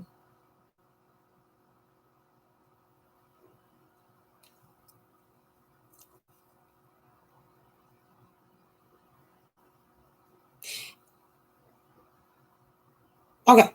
Yeah, during this scarcity with the men, the captain, besides plenty of beer and wine, had a large tea kettle full of water every morning and another, going to page 14, every evening, added to his allowance. Period. I know, excuse me.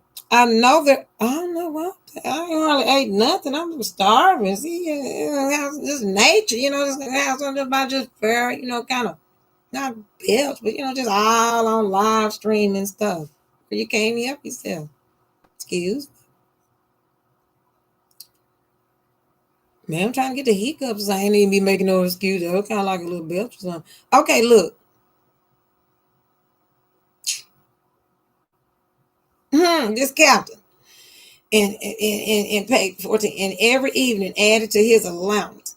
I know there was no want in the cabin, for the third mate, who was my friend, frequently gave me a little out of his portion. This scarcity of water is a common case. It is owing to the vessels being stowed so full of goods for the trade that room for necessaries is made but a secondary consideration. The occasion of this conduct appears to me to be principally this: a certain number of slaves are to be carried to the West Indies, but before that number can be landed there, the owners are well aware how many are likely to be marked on the dead list, for the purchase of which there must be goods sent out as well. Goods sent out, as well as the probable number that speculation has fixed to come to market.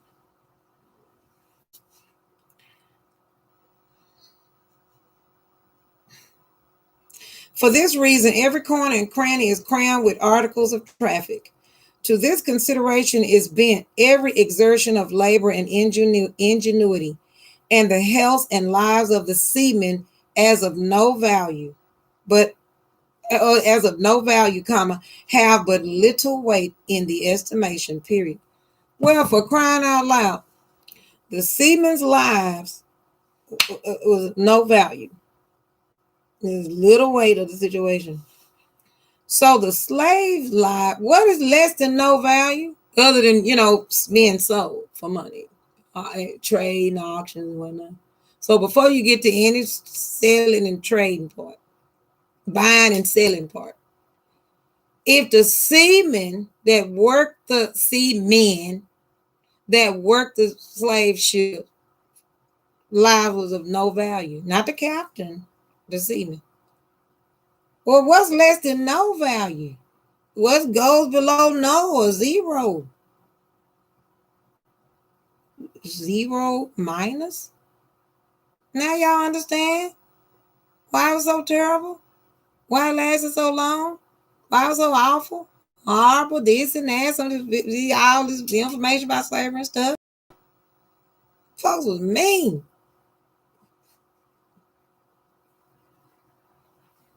Besides the inexpressible misery of wanting water in such a climate, there is another very material hardship attending this avaricious, avaricious, avaricious accumulation of cargo. The vessel is so crowded with goods that the sailors have no room to sling their hammocks and bedding before they leave the cold latitudes.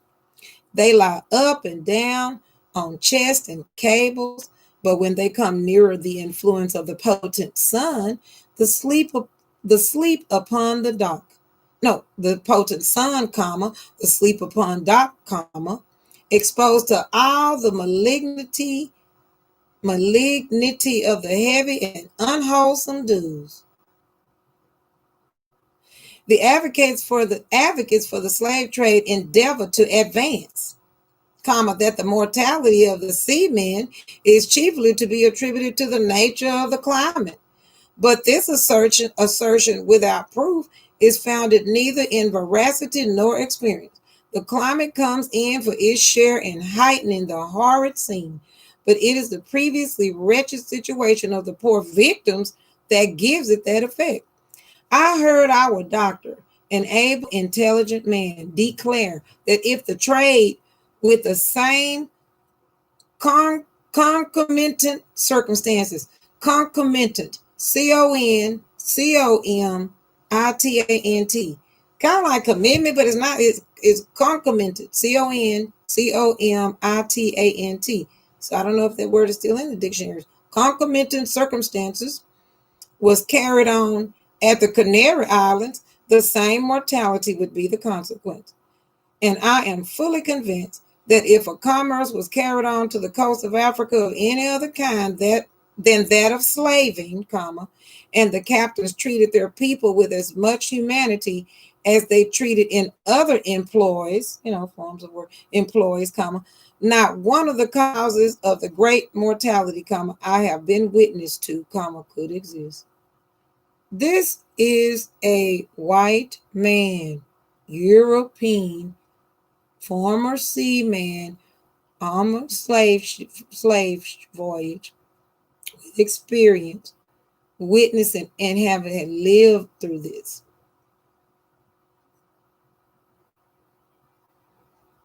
Life of no value, zero, so the slave, zero minus.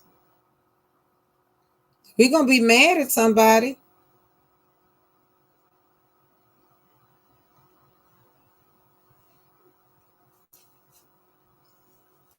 Don't put everybody in the same bucket. Get the story straight, get the history right.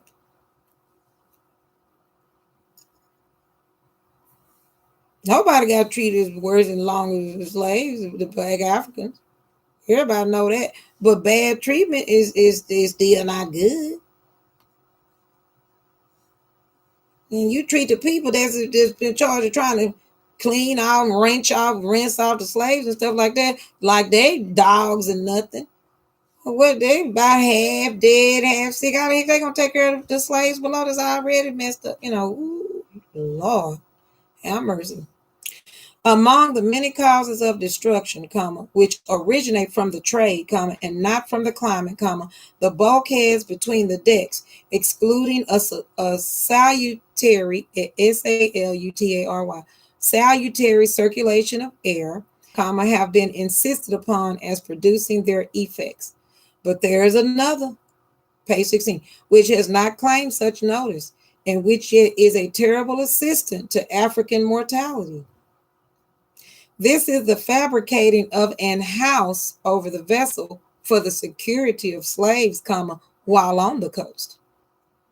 This enclosure, colon, but it is more fatal in the act of its preparation. Hold up. So this house for the slaves, this enclosure helps the stagnation of air and is dreadful. But it's more fatal in the act of its preparation of making. See, man, that's a couple of points above. I don't know. I don't want to compare them to no slave, but indentured service, really. Ooh.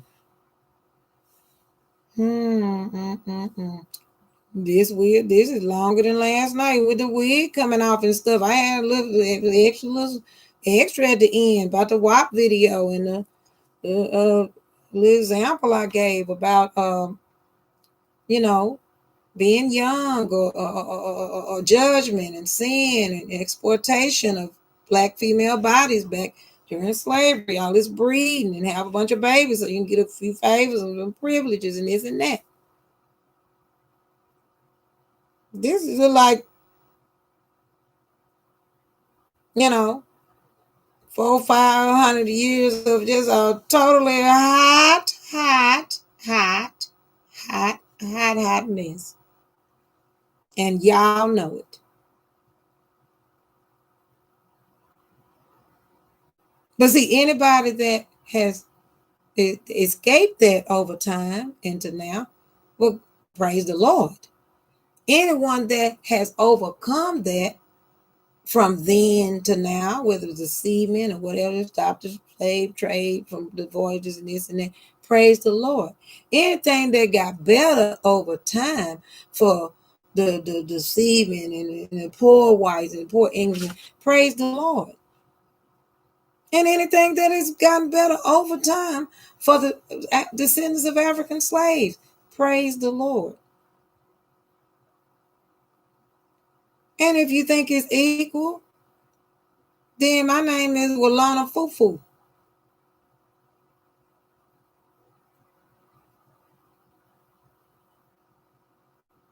If you think the black race, descendants of African slaves, whoever these people around here in the United States, have equally come forth from all of that mayhem and ugliness and carrying on,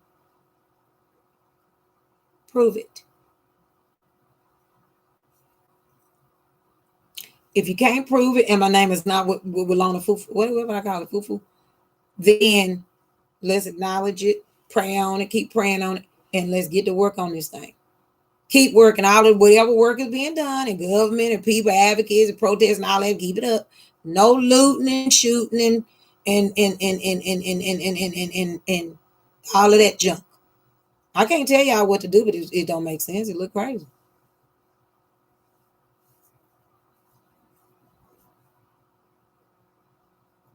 So if I was leading the protest, we would be like real social distance from the police. Because they would have their line, and we would have about 100 feet back, maybe 50, 100 feet, something like that. Social distance.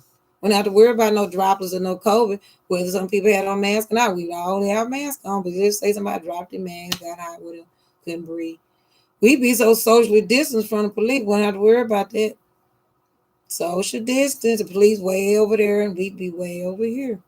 Then the looters and all of them, they couldn't mix in with us. And all these groups and conspiracy theories and who adding in and who shot you and who jumping in and who's looting and who's shooting and who's doing it.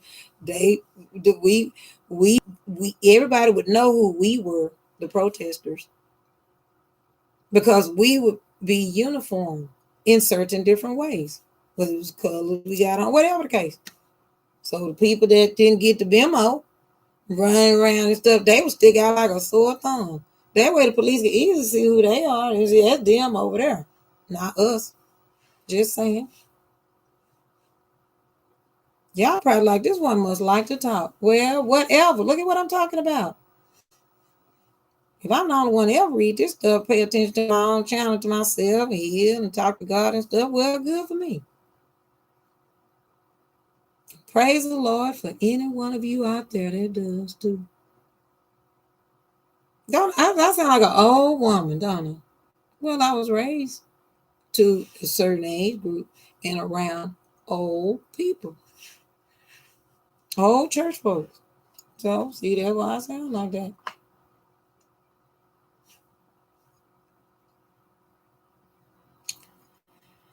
Uh,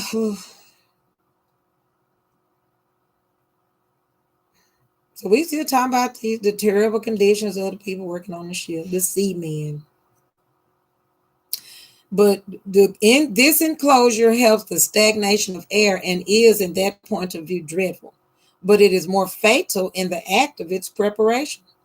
I know nothing more destructive than the business of cutting wood and bamboo. They spelled it Bamboe. Now we know that's probably bamboo now, but it was bamboo, comma, for the purpose of erecting and thatching this structure. See, I know white people working on that. The process is generally by the riverside. Here we go now. Here we go. Everybody can fact check and all that. The faces and bodies of the poor seamen are exposed to the fervor of a burning sun, for a covering would be insupportable. They are immersed up to the waist in mud and slime, pestered by snakes, comma, worms, comma, and venomous reptiles, semicolon, tormented by mosquitoes, comma, and 1,000 assailing insects, semicolon. Their feet slip from under them at every stroke, comma, and their relentless officers do not allow a moment's intermission from the painful task, period. Boy, they want them slaves. Period. At all costs. Even the cost to their own people.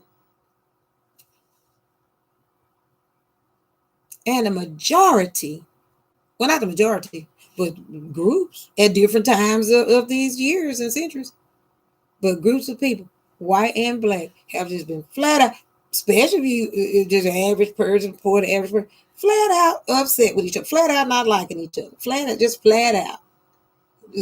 Some whites could be some of the descendants of some of them, these wretched folks here, descendants of abolitionists that was against the slave trade, trying to abolish and all that. And some kin to these other mean people too, but we don't know. As you look it up in history and stuff. But still, even if you was kin to them, you didn't tell them to do it. This is the end. That was the end. And now, but the repercussions follow us all the way here. And folks sitting up not liking each other. This wasn't no great thing. There was what I just mosquitoes and snakes and worms and reptiles and this and that, and they couldn't get no intermission like at the movies or a break or nothing. Really, let's finish it. Here's the last paragraph of this one. Shoot. This employment, comma, the cruelty of the officers, comma, and the inconceivably shocking talk of scraping the contagious blood and filth, comma, at every opportunity, comma, from the places where the slaves lie, comma, are, comma, in my opinion, comma, the three greatest, in parentheses, though by no means the sole, close parentheses, causes of the destruction of seamen, comma, seame, and seamen is the workers on the ship, comma, which this country experiences by the prosecution of the trade in slaves. Author James Field Stanfield.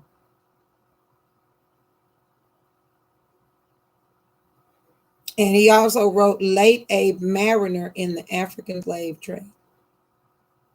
Oh, there's a book, Late Abe Mariner in the African Slave Trade.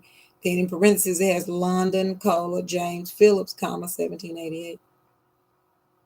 So I don't know if James Stanfield or this James Phillips, but there's another book or letter, whatever book, Late Abe Mariner in the African Slave Trade by London Kohler, James Phillips. Then look that up. Good googly goo, right? And the last one, I know y'all probably like, well, what is this? What you think I'm trying to compete with the end game? Panther with 3 hour movies and stuff. They just I want to get the box office hit of the world.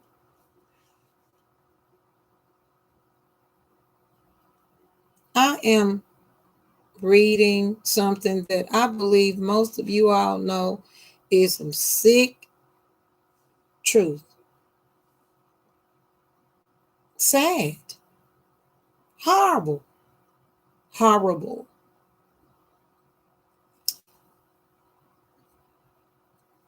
But it's for a reason. A healing journey. And those of you out there with any sense, y'all getting it. You're getting it. I believe I feel it. I know y'all. See, if you anybody watching this, you ain't think about that WAP video and all that. And nobody else video, but you ain't really think about that. Because you done got like, well, let's get back to this stuff is some serious stuff. See, priorities.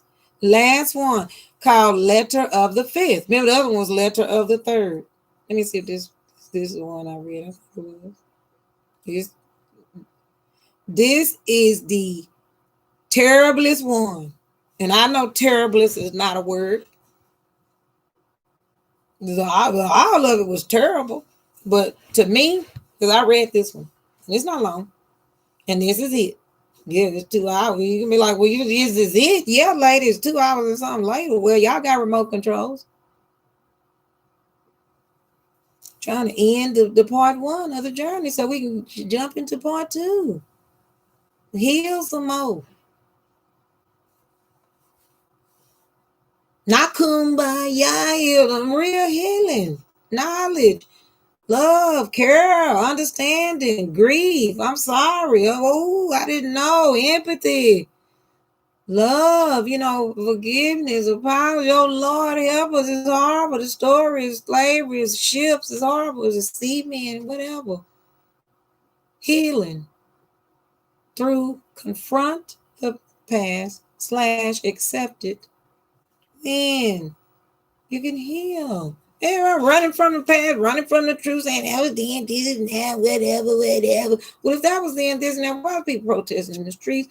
Why is folks getting killed when, as opposed to de-escalation?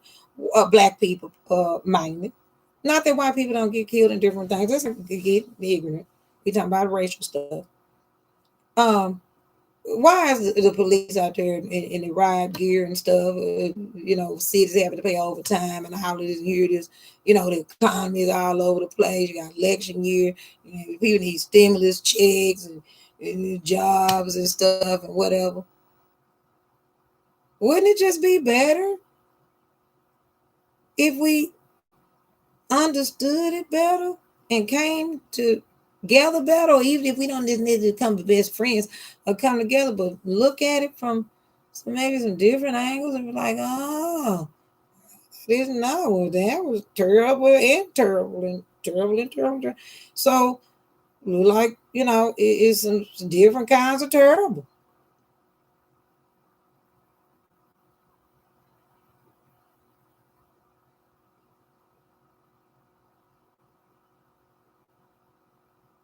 Then, just like now, if you were poor or close to it, or lower middle class, or lower than that,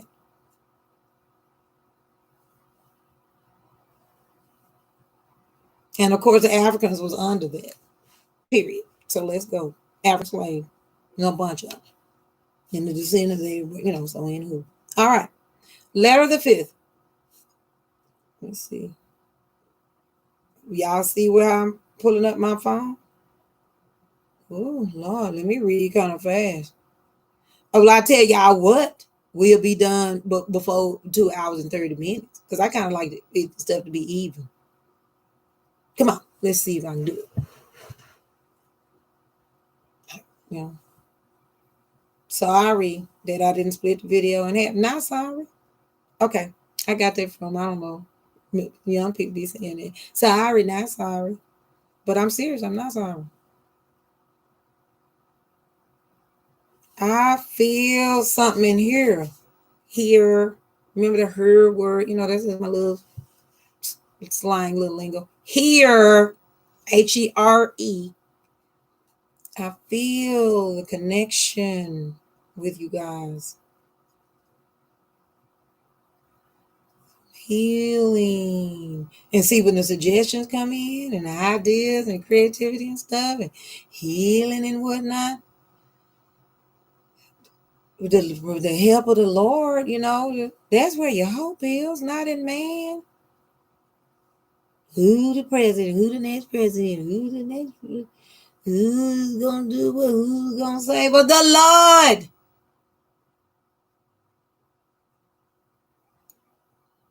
Letter the fifth, an excerpt from Observations on a Guinea Voyage in a series of letters. He had several. This is the last one. Y'all fixing to hear from me.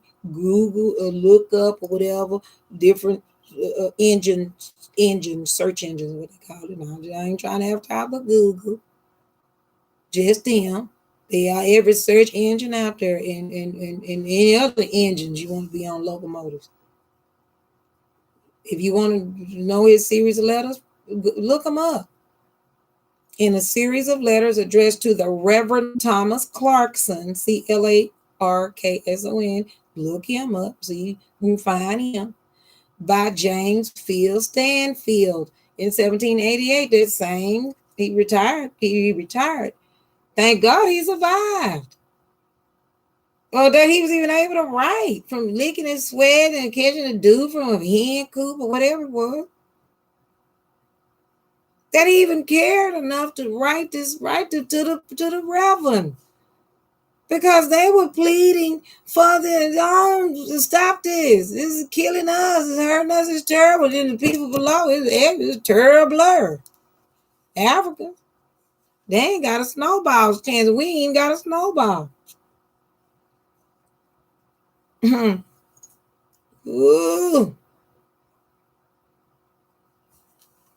Ooh.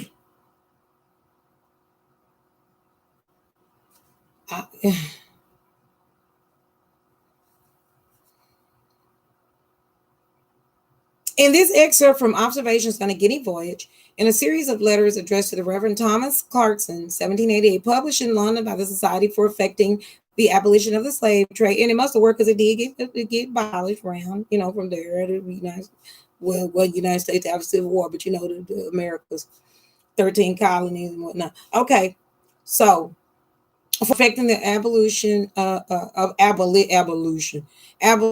slave trade, the former slave ship sailor James Field Stanfield graphically, honey, ain't that the truth? Explicitly, we talking about the explicit video. Wow, honey, on a different wavelength of entertainment and explicitness. Let's not compare. I'm not trying to condone nothing. I ain't trying to take up for nobody. Don't even try. But honey, to me anyway, this explicitness didn't say the word explicit, graphic details. What are these facts? Letter wrote to the Reverend. Which one would we prefer? To see WAP over and over? Probably not, but that or read this over and over or be one of these people or something. Put that together. A slave. What I see as priorities is all over the place for anybody that's mature and you can be young and mature, but we know mature folks, older folks and stuff. Let's us please. I can't tell you what to do, but I'm asking, can we please get our attentions and our priorities in place? Stop focusing, hyper focus. It don't mean you don't need to focus on stuff. That you don't have rights and opinion. Just being hyper focused, distraction campaigns and all this kind of stuff. Some people just too smart for you. You just distract them with distracting campaigns and conspiracy theories and look at them and stuff. Look at this. This means this. THIS. Y'all know what I was talking about anyway. I know. I'm just messing around. Anywho, the former slave ship sailor James Field Stanfield graphically describes his own disease-ridden ship as it sails on the Middle Passage. Stanfield references Alexander Falconbridge, who worked as a surgeon on several slave voyages before joining Clarkson's Anti-Slavery Society, period. Some spelling has been modernized. This is that Letter to the Fifth by James Field Stanfield.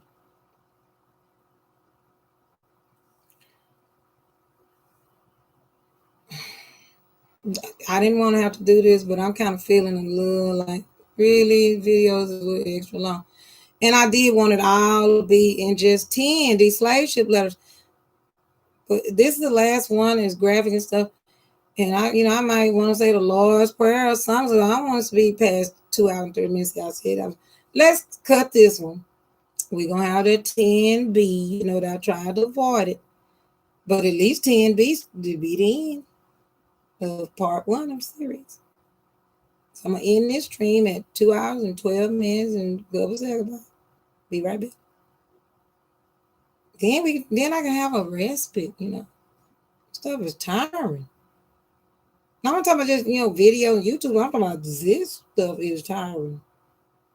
Exhausting. I'm like, well, I need